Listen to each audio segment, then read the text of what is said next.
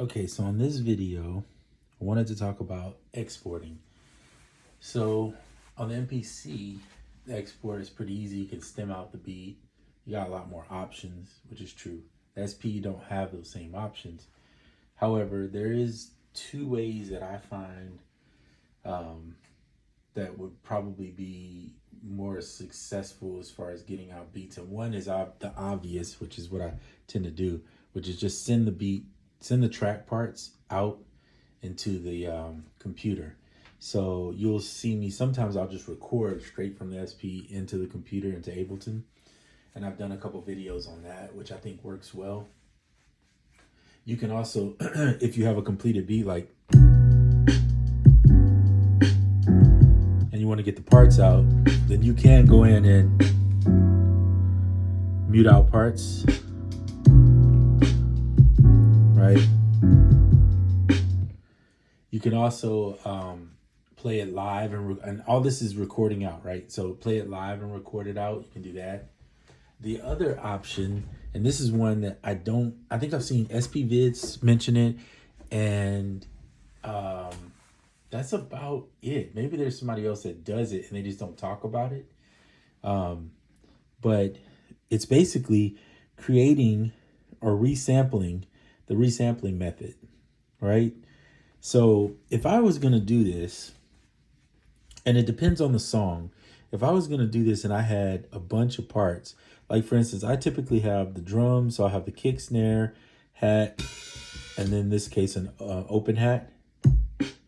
And these are just either ghost kicks or ghost snares, whatever you want to call them. But let's say I was going to record out these parts. What I would do is I would do the mute groups first. I would mute out each part. But I would only do that for the drums on my case. And I'm just going to tell you why, is because I put my chords on one pad already. Right, so I'm just going to stop that. And then my bass is on one pad. So because I record my bass and my snare and my chords separate, and if I do a melody or a lead, it'll be separate also. It's already there. So look, I can omit the bass. So the sample and the loop is already there. All I have to do is export this particular pad as a sample, and I got my loop. So that's the trick, really. If you got drums and you want to do them, you're going to have to record them to another pad. Record them to another pad and do it. And the way to do that would be go into the pattern mode, get your pattern that you're going to do it, that whatever your drums sequence is on there. Like in my case, I think I have 8 bars of a pattern. And so then I have this one, and I would just go in and resample that one to one of these pads, one of these that don't have anything on it. So maybe I put maybe this top row would be my instruments, and this row would be kick, snare, hat, open hat. And I would sample each one of those loops. Now, the hard part about that is, let's say you're trying to make a perfect loop. You're back into that boat where I said you have to sample. You have to sample and leave the first note there again. And that can be quite the challenge. It's not challenging on the kick because the kick's on the 1 already, right? So, sorry. So usually it kicks on the 1, this on the 2.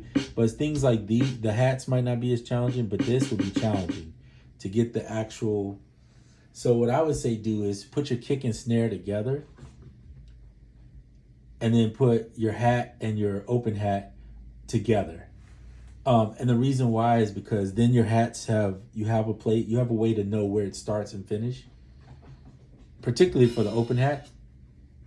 And then the snare, you'll know where it fits. And if you need to move them out, I've shown that how on, you can do it on Logic too, but on Ableton, basically you can take and make a duplicate copy and just cut the kicks and snares out. And that's probably the easier way to keep everything intact, so you don't lose it's just like chopping a drum break type thing, that way you don't lose where they are. Sure, it would be nice if they just came up with a better export way, but right now they just don't have it, okay? So it is what it is.